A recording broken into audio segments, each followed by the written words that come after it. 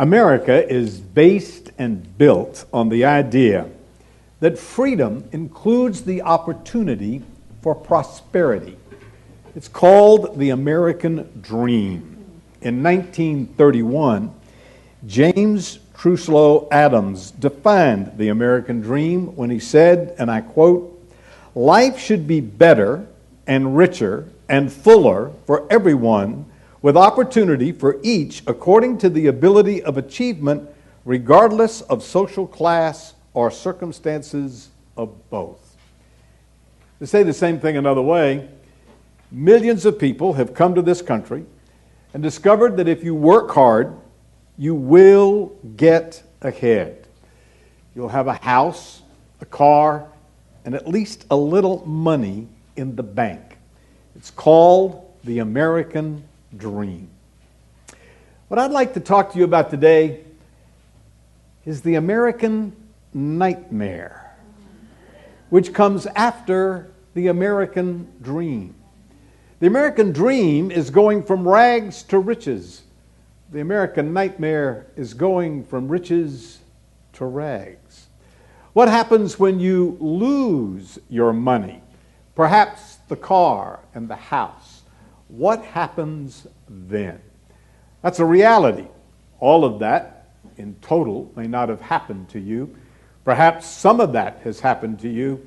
But life is such that it consists of losses of money and possessions. So I want to talk about what the Scripture says about that.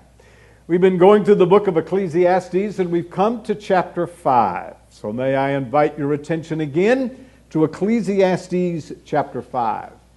Now we're going to look at the whole chapter, but I'm not going to read it all at once. I'm going to read it in piecemeal. Let's begin with the first section that begins with verse 1. Solomon says, "Walk prudently when you go to the house of God, and draw near to hear, rather than to give the sacrifice of fools, for they do not know that they do evil. Be not rash in your mouth, and let your heart utter anything hastily before God. For God is in heaven, and you are on the earth. Therefore let your words be few. For a dream comes through much activity, and a fool's voice is known for his many words. When you make a vow to God, do not delay to pay it, for he has no pleasure in fools. Pay for what you have vowed. Better not to vow than to vow and not pay. Do not let your mouth cause your flesh to sin, nor say before the messenger of God that it is an error. Why should God be angry at you? Excuse and destroy the works of your hands. For in the multitude of dreams and in many words there is also vanity. But fear God." As I understand this chapter, Solomon is really talking about having money or possessions and losing them. I've tempted to call this 4 ways to lose your money. Isn't that an exciting sermon title? Just what you came to church to hear today, how to lose your money. Said, I don't have to have instruction about that. I do it without your help. Right. The question is, what do you do when it happens? So we got to walk through these various things to see what could cause you to lose money and, at the end, how to respond to that. In this first section that I just read, he's talking about a religious person. Notice he says in verse 1, "Walk prudently when you go to the house of God." So at this point, he's talking about doing something religious. And he says in verse 1 that you ought to hear rather than give the sacrifice of fools. Now that's good stuff. When you go to the house of God, what you need to do is hear. And of course, embedded in that is the idea that you would learn from what you're hearing. And then he says, walk prudently. So after you hear and learn, that you apply what you've heard. But that's not really his point. He's saying, do that and do not give the sacrifice of fools because if you give the sacrifice of fools, you do evil. If you go to church, so to speak, we would say in our day, and you make the sacrifice of a fool, you could be in danger of committing a sin. Now, what in the world is he talking about? Well, he gives us a little more insight in the second verse when he says, "Do not be rash with your mouth." And later in the passage, he says in verse 4, "When you make a vow to God." What he's really talking about in this passage is making a foolish vow to the Lord. You go to the house of God and you're rash, he says in verse 2. And you hastily, verse 2, promise God something that the Scripture would call a vow. Now, frankly, we don't talk about vows a lot. Matter of fact, the Bible doesn't talk about making a vow very often. But I submit to you that it's more common than you might think. And I say that because we don't call it vows. What we do is we make bargains. Did you ever say, "Lord, if you do X, I will do Y. Get me out of this mess, and I promise you." Well, that's the kind of thing he's talking about. And by the way, who of us hasn't done that? Gets you nowhere, by the way. The Bible's not opposed to you doing that. It just says be careful when you do that, as we shall see. In verse 2, he says, "Let your words be few." And the idea is that you not be quick to do this, that you not be hasty and harsh in your words, that you be very, very careful about doing this, and you don't do it too quickly. He explains in verse 3, "For dreams come through much activity." And this is a little difficult to understand, but the idea is if you've had a lot of activity during the day, you're going to have a lot of dreams during the night. And in that sense, verse 3, a fool's voice is known by many words. So at the end of verse 2, he says, "Let your words be few, because fools speak a lot." Maybe we should stop there. Dismiss the service. Have you learned anything you needed to know so far today? Let your words be few. Don't talk so much. Well, that's good advice, but that's not quite what he's talking about here. He's talking about don't be hasty, quick to make a vow to the Lord. And this becomes very clear in verse 4. "When you make a vow to God, do not delay to pay it, for he has no pleasure in fools." The sacrifice of fools in verse 1 is making a hasty vow that you cannot or do not pay. So he says in verse 4, when you make a vow, don't delay to pay it. Pay what you are vowed. Better not to vow than to vow and not pay. So he's not opposed to making a vow. He's simply saying if you make it and don't pay it, then you could be in trouble with the Lord. That's what a fool does. So if you make it, that's fine. Just make sure you deliver. Actually, this is really based on a passage in Deuteronomy. In Deuteronomy chapter 23, Moses says, "When you make a vow to the Lord your God, you shall not delay to pay it." Same phrase is used by Solomon. "For the Lord your God will surely require it of you, and it would be a sin to you." The idea being, if you didn't pay it. "But if you abstain from vowing, it shall not be a sin to you." Get the drift? If you don't make the vow, that's no big deal. You're allowed. But if you make it, you make sure you deliver. He says, "That which was gone from your lips, you shall keep and perform. For you voluntarily vowed to the Lord your God, and what you promised with your mouth." So Moses is saying, look, you can make a voluntary vow if you wish. I'm not sure I like the word bargain, but if you want to make a vow, that's okay. Just make sure you pay it. Because if you don't, then you have sinned. Now, I go back to Ecclesiastes and we get the real drift. He says in verse 6, do not let your mouth cause your flesh to sin, nor say before the messenger of God that it was an error. In other words, he's saying, don't make the vow and then have to go to the priest, in the case of the Old Testament, and say, whoops, I made a mistake. That was an error. I shouldn't have done that. Can I get out of this? And Solomon says, no, you can't. Look at the verse 6. Why should God be angry at your excuse and destroy the work of your hands? For in the multitude of dreams and many words, this also is vanity, but fear God. Wow. The real key to this first little subsection is right in the middle of verse 6. Why should God be angry? Then he says, and destroy all your works. And that's why I said what this passage is really talking about is how to lose your money. So let me give you the first way you can lose your money. Make a vow and don't pay it. Then you've got a problem with God. If you don't make the vow, that's fine. It's voluntary. You don't have to do it. But if you do it, make sure you pay it.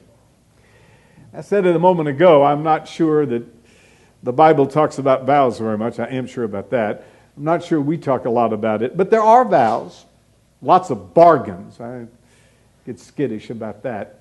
But I think one of the most famous vows in all of history that I know anything about came from a fellow named Martin. His father wanted him to go into law. So he went to the university, actually got a master's degree. And after he graduated, he was walking across the countryside in a thunderstorm and got terrified and made a vow that if the Lord would spare his life, he would become a monk. He lived. And he paid the vow. Within 2 weeks, Martin Luther became a monk. Now, that's what Moses is saying, and that's what Solomon is saying. If you're going to make a vow, it's all voluntary. You don't have to do it. But if you make one, just make sure you fill it, and make sure you do it quickly. 2 weeks. All right? But if you don't, you run the risk of getting God mad at you. And if God gets mad at you, well, he says in verse 6 of chapter 5, he will destroy the work of your hands. It's vanity. All that you did is vanity. Now, you've heard me say repeatedly in this book, the word vanity means breath or vapor. And the idea is it's transitory, it's temporary, it's useless. Matter of fact, the other phrase that he uses a lot in this book is it's chasing after the wind. If you caught it, you'd end up with nothing. So he ends this little section by saying at the end of verse 7, just fear God. Don't be quick to make a vow unless you're absolutely certain you're going to be able to pay it. So, I say, the first way you could lose all your money is make a foolish vow and get God mad at you. There's a second way, and I think you will identify with this as well. Look at verse 8. If you see the oppression of the poor and the violent perversion of justice and righteousness in a province, do not marvel at the matter, for high officials watch over high officials, and high officials over them. Moreover, the profit of the land is for all. Even the king is served from the field. Now, it is obvious that we're no longer in the house of God. We're no longer dealing with God, as in the first 7 verses. We're now dealing with government. All levels of government. Look at what he says in verse 8. High officials or high official watches over high officials. Not levels of government. And higher officials over them. Translated, in our system, you got local, state, and national government. At all levels, Solomon says, don't be surprised when you see oppression. Wow.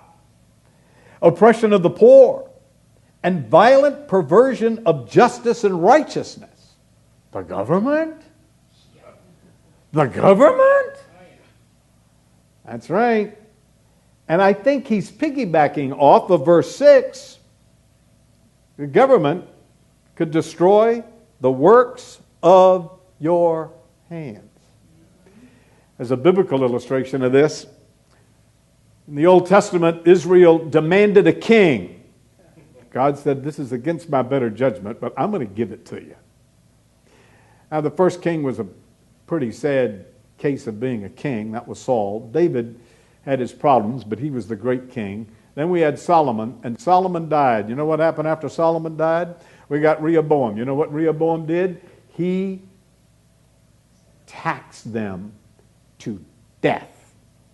One of the ways government oppresses people is taxes. Solomon says in verse 9, moreover, the profit of the land is for all. Even the king is served from the field. That's fine, but everybody should share in this. The government shouldn't oppress you with taxes. Boy, does that give me an open door. Do you think we have a fair tax code? No. Boy, I got more reaction out of that than I did anything in a long time. Do you think that we pay too much taxes? Yes. Oh, good. I have an agreeable audience, all right? Let me give you a list. There's federal tax. You know about that. You pay income tax. They take it out of your check during the year, and you have to pay it. Someone has said, if you don't understand why Uncle Sam wears such a tall hat, you will when he passes it around. Then there's state income tax. Now, not all the states in our union have a state tax, but we do. As a matter of fact, if you're in the highest tax bracket in the federal system, and therefore in the state of California system, you could end up paying 50% of your income in taxes. Do you think that's fair? Or would you say that's oppression? Those who have it say it's oppression. There's more. There's sales tax. There's excise tax. That's a tax on commodities. There's a gas tax. Every time you fill up your tank, you ever looked on the pump and just noticed how much of what you paid was the tax to the state and the federal government, and they're supposed to be using that to fix the roads, and somehow we pay the tax and end up with potholes? Explain that to me. Matter of fact, I have actually used that as an illustration before, and gas has gone up so much it doesn't seem like it's as significant as it used to be when tax wasn't as much, but the taxes actually haven't gone up in a long time. And back when gas wasn't as expensive, it was a huge hunk of what you were paying for gas, which is understandable if they used it for fixing roads. Now, if you can get past the federal income tax, the state income tax, the sales tax, the excise tax, the gas tax, then you got property tax if, of course, you own a house. And that's only the beginning. There are other taxes. There's a gift tax. Did you know that if you had a lot of money, there's a limit on what you can give away? Last time I heard it was $10,000. Anything over that, you got taxed for giving it away. Did you know that? You can't even give it away without being taxed. Now, of course, lawyers have ways. And then, if you manage to make it through all those taxes and die, guess what they're going to hit you with next? It depends on how much money you got. But if you got a lot of money, then there's something called an estate tax that's sarcastically called a death tax. So somebody has said, it's what we need is a government handout. That is, the government should take its hand out of our pockets. Let me put it another way. Suppose you paid the government before you took anything out for yourself. That every paycheck, the total amount went to the government until you paid them off for the year, and then whatever you earned you could keep. How long would you have to work during the year before you had paid off your tax debt? This year, it's April 21st. So everything you make from January the 1st to April the 21st, all of it goes to the government for taxes. Then what you earn the rest of the year, you get the joy of keeping. Now, the point Solomon is making is that you can lose your money if God gets angry at you, or if the government just acts like the government. You can lose what you work for. There's more. Go back to the passage. And let's pick it up at verse 10. He says, "He who loves silver will not be satisfied with silver, nor he who loves abundance with increase. This also is vanity." Now clearly, we've changed subjects. In the first 7 verses, we were talking about making a foolish vow. In verses 8 and 9, we're clearly talking about the government. Now in 10 through 12, he's talking about your own personal greed. Look at verse 10. "He who loves silver," money, "won't be satisfied with silver. He who loves abundance will not be satisfied with increase." We want more and more and more. I began by talking about the American dream, that we work hard, we can get ahead, we can own a house and buy a car and have money in the bank. But I think built into the American psyche is just a little bit of materialism. And that's being kind. It's more like greed. And it's been in the American psyche from day one. This is a perfect illustration of what Solomon is saying in chapter 5, verse 10. No matter how much we have, we're not satisfied. We want more. In 1774, Lord Dumore, the royal governor of Virginia, said, and I quote, "Forever imagine the lands further off still better than those upon which they have already settled. If they had paradise, they would move on as they heard of better places further west." We wanted to go deeper inland and get more. Well, that's what he's talking about. He's talking about this greed for more. Well, there's a problem with that. For starters, it doesn't satisfy. That's the point of verse 10. But there's more. Look at verse 11. "And when goods increase, they increase who eat them. So what profit have the owners except to see them with their eyes?" What he's saying is this. You're going to be greedy and get all this stuff. But there's no satisfaction in that. That's verse 10. And there's no safety either. Because the more you increase the money, the more friends you will attract to yourself who wants part of your money. That's what he's saying. So what profit? Now, by the way, notice, he's used vanity twice in this passage, once in verse 7, once in verse 10. And now he's used the word profit again. And these are code words in the book of Ecclesiastes. It's all vanity. What profit is there? If you amassed all this money and they increase that eats it. That's what he says in verse 11. And it gets worse. Verse 12. "The sleep of the laboring man is sweet, whether he eats little or much." Take a fellow that doesn't have much. He's just a laborer, just has a job. 9 to 5. And he goes home and sleeps at night. Whether he had a little to eat or a lot, whether he had a snack or a banquet that night, he sleeps. But not the one that has a lot of money. Look at verse 12. But the abundance of the rich will not permit them to sleep. One of the problems with having a lot of money is you lay awake at night worrying about it because it can get destroyed. You can lose it. All your friends will show up, help you eat it, so you lose sleep. And what you get instead are locks on the doors and the windows. You don't sleep as well when you're worried about losing your money. Anybody identify with that? Yeah, okay. Erich Fromm, a famous psychologist, said, "Greed is a bottomless pit which exhausts the person in its endless effort to satisfy the need without ever reaching satisfaction." That's what Solomon says.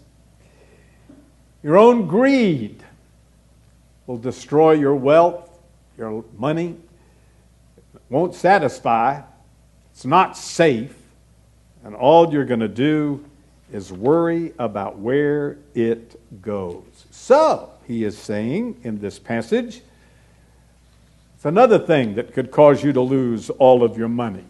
God, government, and now greed. There's a fourth. Look at verse 13. There is a severe evil which I have seen under the sun, riches kept for their owner to his hurt. For these riches perish through misfortune. When he begets a son, there is nothing in his hand, and he comes from his mother's womb naked. Shall he return to go as he came? And he shall have nothing from his labor, which he hath carried away in his hand. And this also is a severe evil. Just exactly as he came, so shall he go. And what profit has he? And who has labored for the wind? All his days he also eats in darkness. He has much sorrow and sickness and anger. Whoa. This passage is a little tricky because of the translation I'm reading from.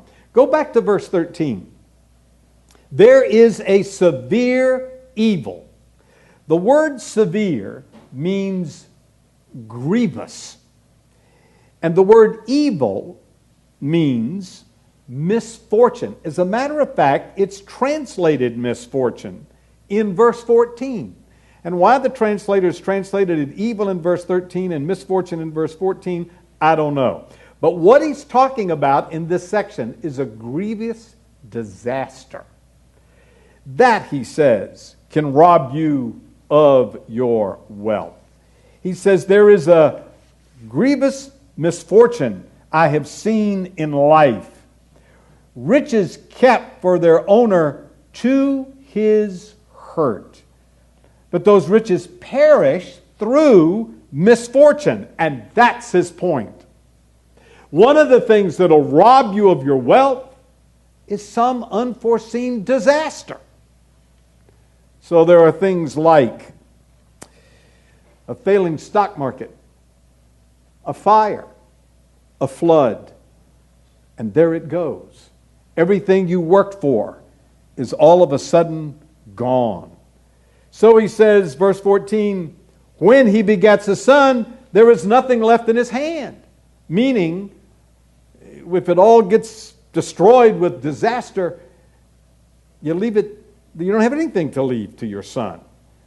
So he says in verse 15, picking up on the subject of death, you came into the world naked, and you are going to leave the world naked. You're not going to take anything with you. Isn't that the slogan? Can't take it with you? Look at verse 15. Which he may carry away in his hand. Translated, you can't take it with you. This also, he says in verse 16, is a severe evil. And keep in mind, this is the phrase, a grievous disaster. Just exactly as he came, so will he go. So in that sense, he says in verse 16, what profit is there? He has labored for the wind. That's this phrase he's used several other times in this book. You've just chased the wind. You caught it and you ended up with nothing. You die and you leave it all behind. And if a disaster got it in the first place, you didn't even have anything to leave to your kids. That's his point. So verse 17, all his days he also eats in darkness. He has much sorrow and sickness and anger. Does that not explain life or what? Especially if you've been hit with a disaster. Cecil Rose said that he spent years exploring natural resources in Africa. And when it came time for him to die, he wrote, and I quote, "I have found much in Africa. Diamonds, gold, and land are mine.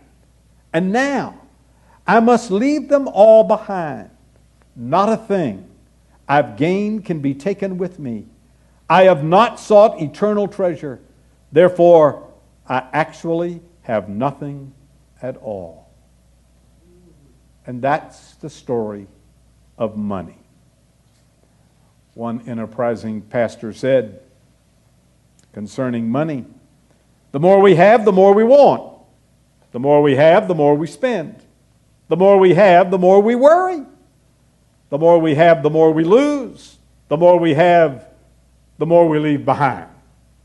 And that sums it up. Margaret Mitchell wrote a novel to express the idea that even charitable relationships and possessions eventually vanish. Remember that novel? It was made into a very famous movie, Gone with the Wind. That's precisely what he says in verse 16. What profit has he who has labored for the wind? It was like chasing the wind. It came to nothing. How many people have amassed a fortune only to lose it? That's why I said these are ways to lose money. And one of them is just a grievous disaster. You may not know his name, but you know the company he started. His name was William C. Durant. He founded General Motors and Durant Motors. Durant Motors was established in 1921. It failed in 1933 after the Great Depression. He filed bankruptcy in 1936. At that point, he owed $914,231. That's almost $1 million. How much would that be today? He lived out the rest of his life managing a bowling alley in Flint, Michigan. Vanity of vanity. All is vanity, saith the preacher. You accumulate money only to see it disappear. It disappears when God gets angry at you, government taxes you, your own greed makes you stay up at night, and those grievous natural disasters. Now, like I said at the beginning, you may not have experienced all of this. You may not have lost everything, but you've lost. You've lost money that you thought you shouldn't have lost. Sometimes it was your own personal greed or something similar. Sometimes it was the government who took it, but we've all lost. Now, what do you do with that? As I've said before in this series on Ecclesiastes, what this book is about is jerking us into raw reality. That's one of the raw realities of life. But the issue is, how do you respond to that? And that's what he says in the few verses remaining in this chapter. Verse 18. Here is what I've seen. It is good. After all, you just said it's good. What's good? I want to hear about that.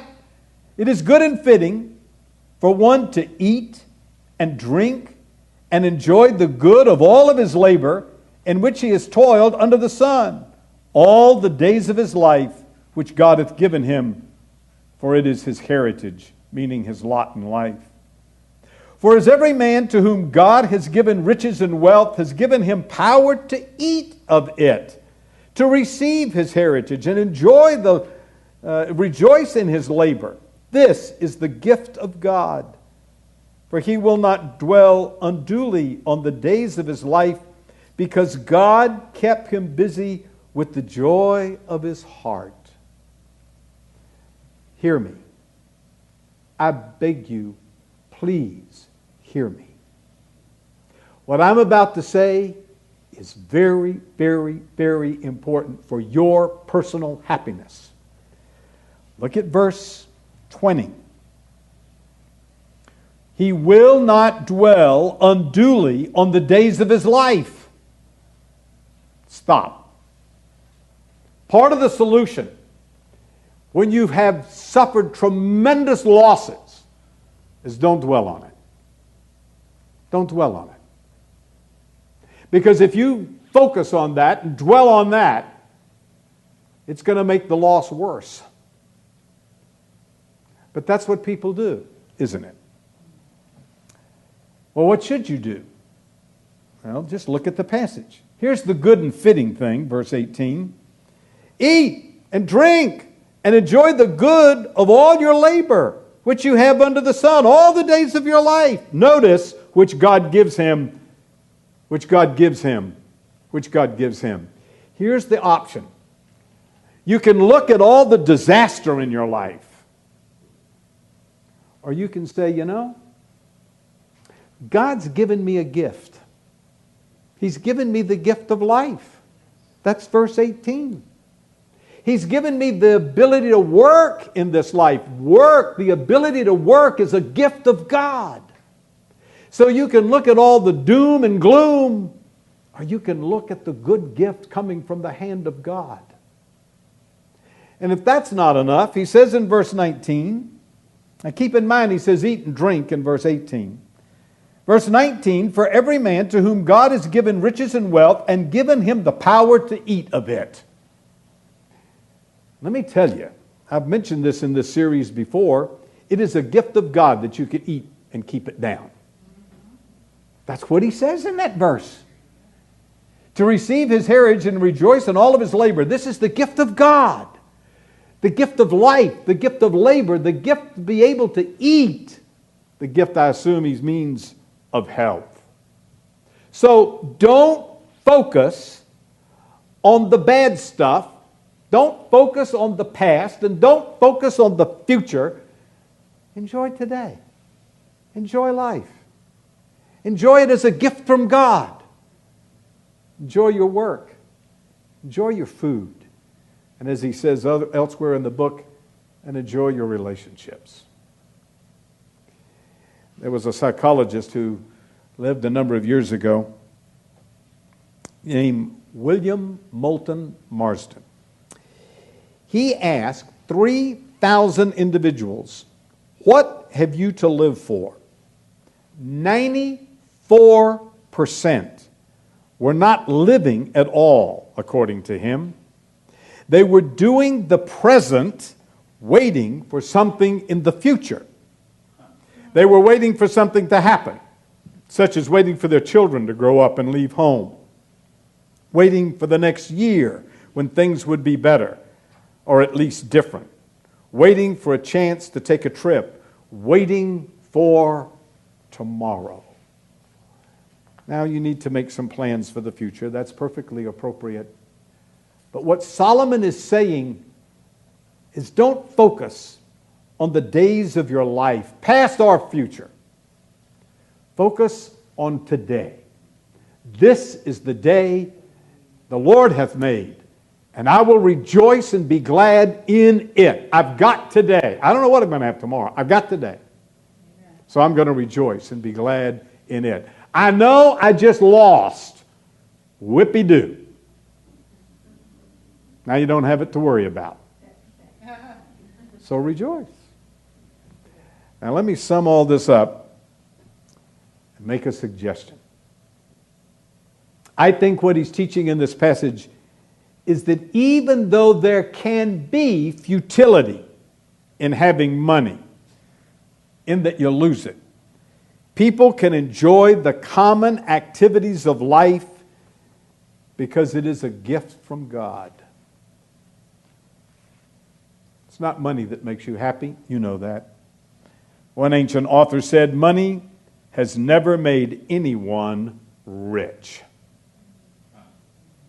You have to think about that, but it's true. Here's my suggestion. You have a choice. You have a choice. Especially when you lose everything. You have a choice. Or when you lose a lot.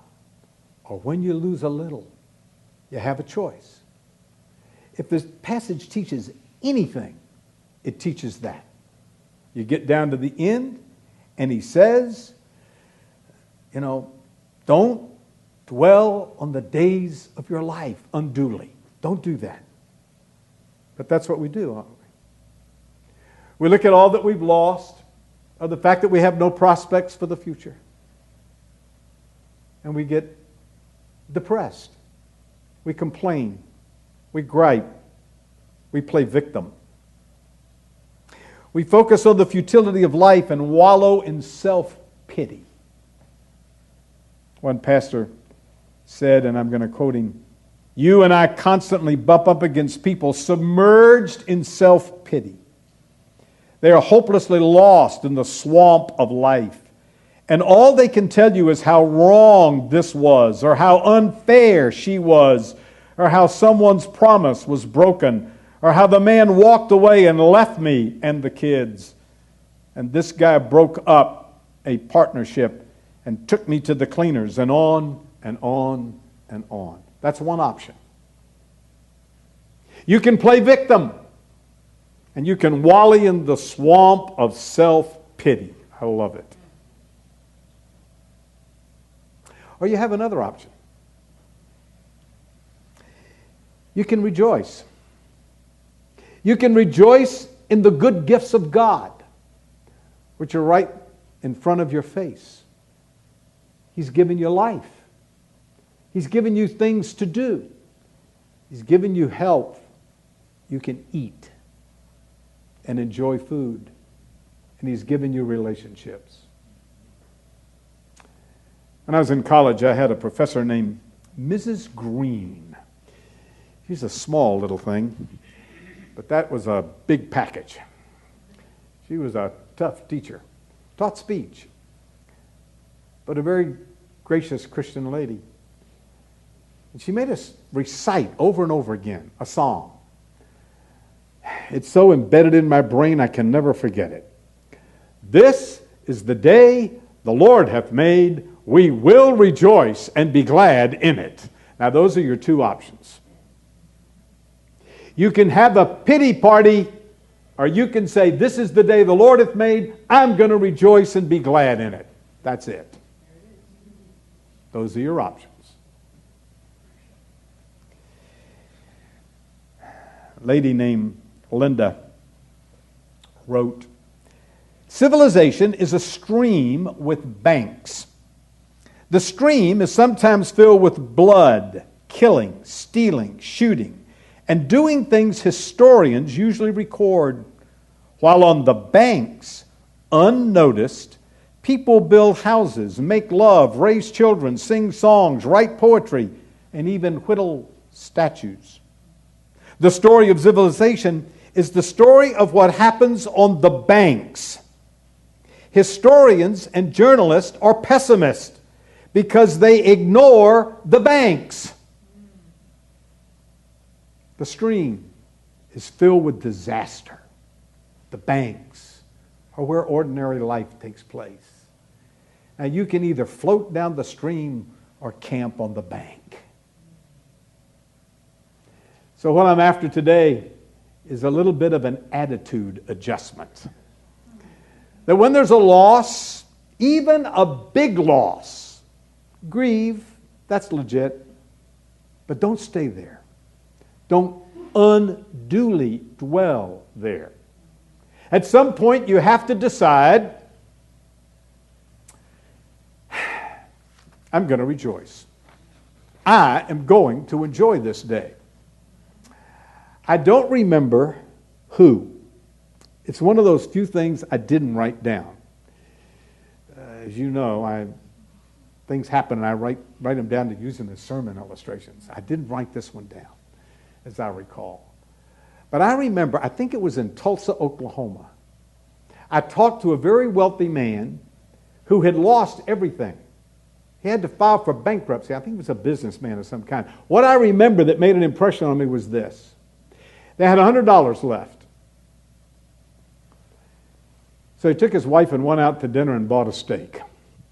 Now that's what I'm talking about. He went to work the next day, got a job, started all over. But I'm not going to be defeated by this. I'm going to go enjoy a good steak tonight.